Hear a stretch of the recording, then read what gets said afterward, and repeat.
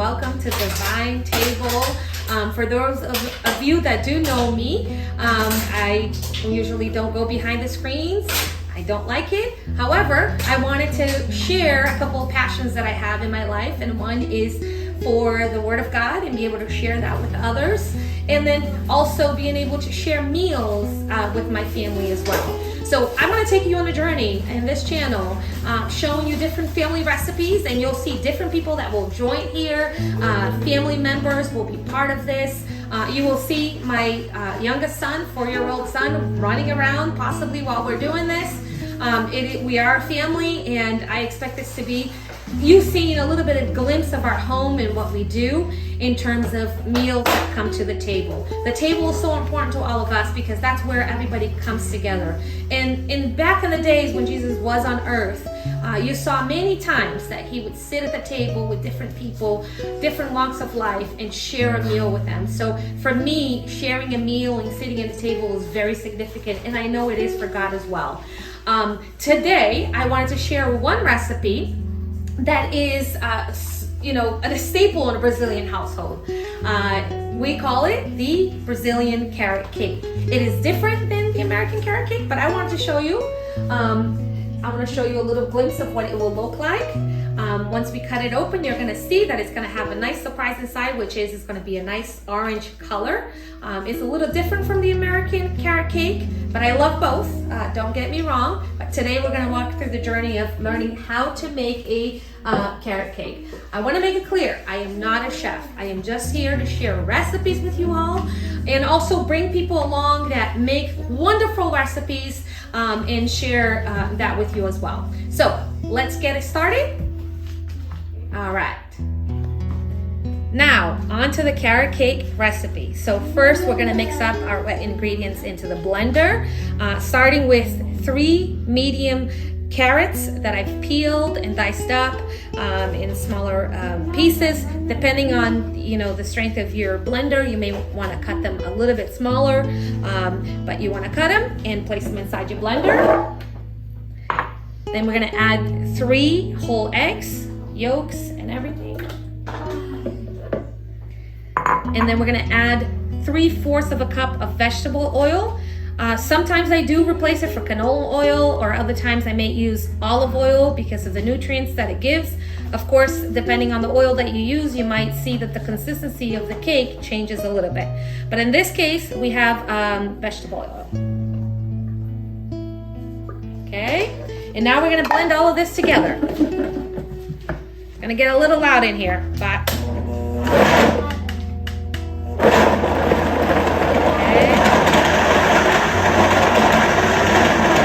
blending it a little bit until everything is incorporated and chopped up.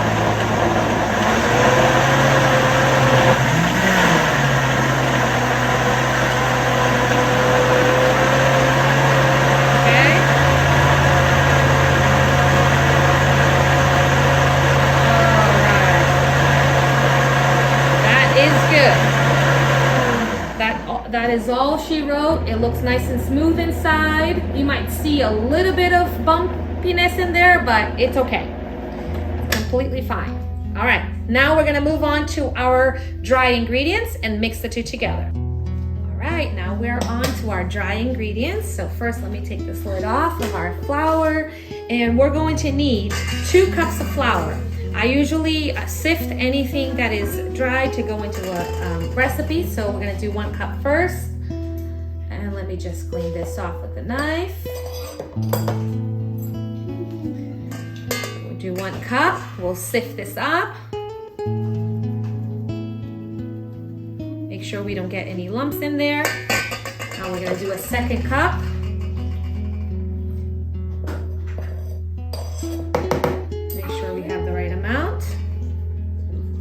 Okay, so 2 cups of flour, all-purpose flour. And now we're gonna add, I already measured it, 1.5 cups of sugar. We're also going to sift it.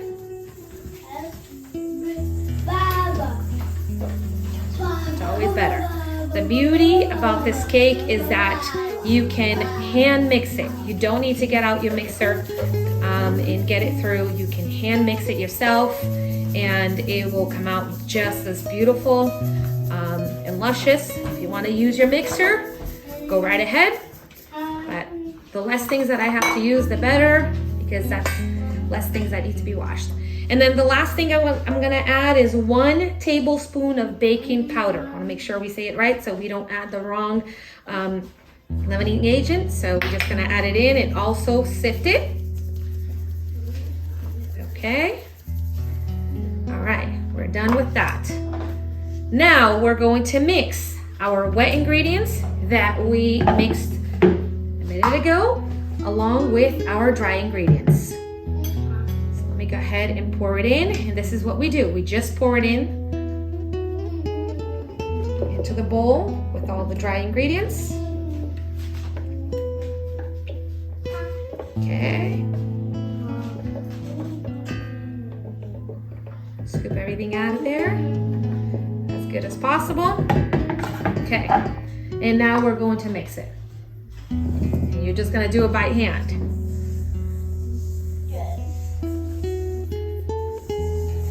And if I can show you, it starts to look like it's a little bit hard to mix, but keep mixing and you're gonna see that this is gonna become a nice and beautiful, smooth consistency.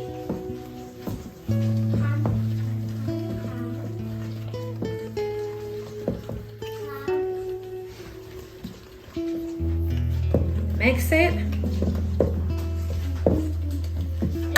till it's nice and easy. Get it a little closer to me.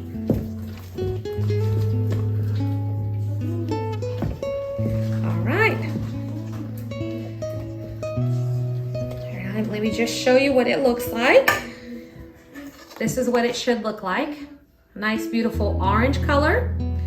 And from this point, all you would do is butter up your pan, put a little bit of flour in there so that it's nice and coated, and then you can place your cake batter inside that. You want to warm up your oven to 175 degrees. Once it's warmed up, that's when you put your cake to bake, and you're going to cook it for about 40 minutes. Of course, keep in mind that different ovens may have a variation of heat, and it may take a little bit longer or less time. But just one tip that I usually can give if you're baking a cake as it's getting closer to that time, go ahead, you can use a fork or a toothpick to try to poke in the middle, and if it comes off clean, that's when you know your cake is done.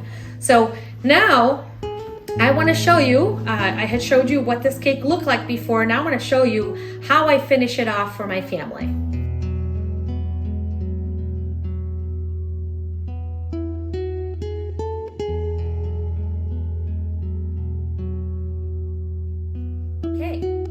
For the finishing touch to this cake. Once it's done, if you don't like chocolate, then you are done here. You can just slice up your cake and eat it with a nice cup of coffee or tea, whichever may be the case for you. But I love chocolate, so you're gonna see a lot of chocolate recipes here. So I've made a nice chocolate sauce that's gonna go over this cake, as you can see. Nice and beautiful and thick. And I'm just gonna, let you know how you can make this sauce. Literally, you're just gonna add 1 cup of milk to a little pot. You're gonna add 2 spoons of butter, and you're gonna add 1 1/4 cup of chocolate powder, chocolate milk, however you like your chocolate powder, whatever brand you like, you're gonna add there. I usually prefer the one that already has sugar in it, so I don't have to add too much more. And I just cook that down until it's rendered and a little bit thicker, reduced down to about 3/4 of the size that it was, and you will get this beautiful rich chocolate sauce. So before I add my sauce, I like to go through and add some little holes by poking it.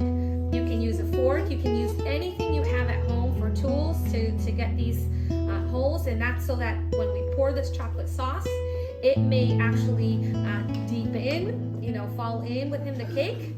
So that's that. And now I'm gonna go ahead and pour this chocolate sauce, and you're gonna see how beautiful it is.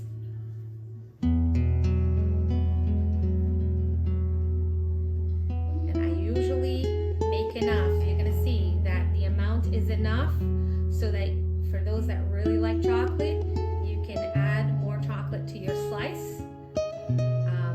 Otherwise,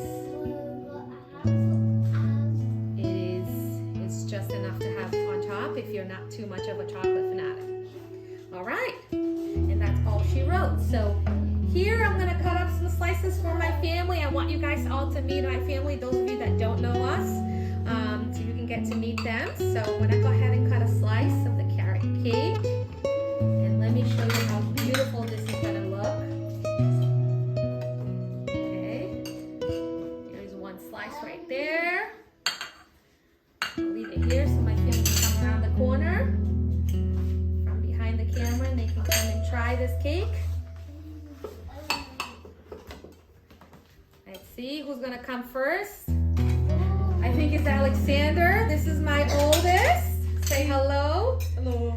He's gonna turn 15 this month. Yeah. 15 for him? No.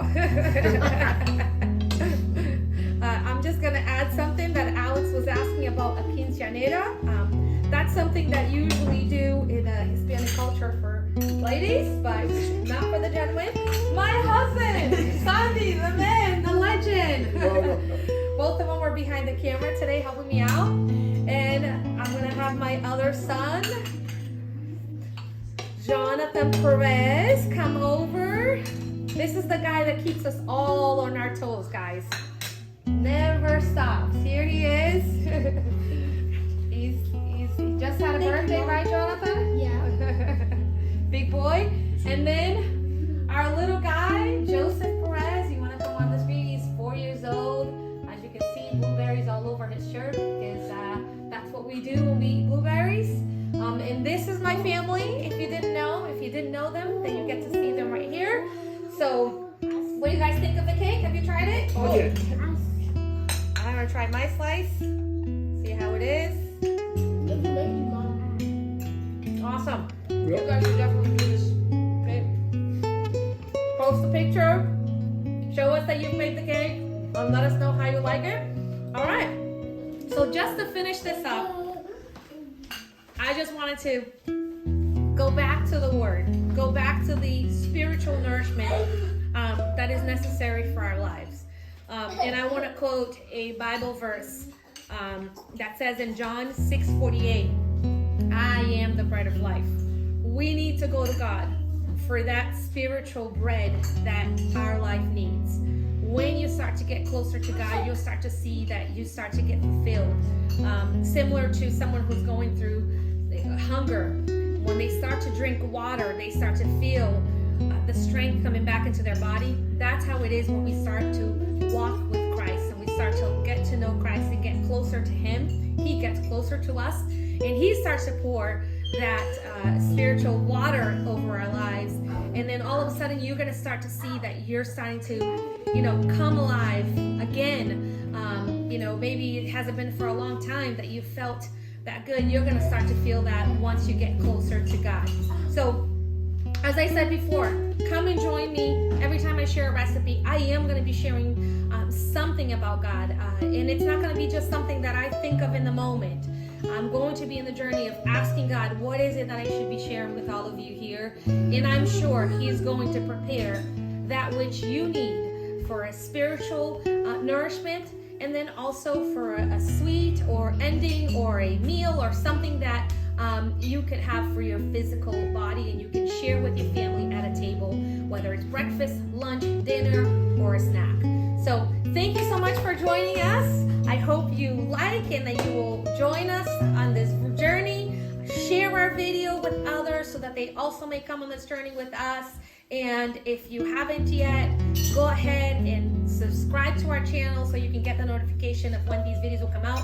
Next week, somebody very special is going to be joining me as I create what in the Latino community we call sofrito, which is a base to season a lot of our meats and foods. And I want you to come on that journey with me and learn how to make sofrito first before we start getting into, other delicious recipes that we make at home. Okay? Thank you so much. Bye, everyone, and may God bless you.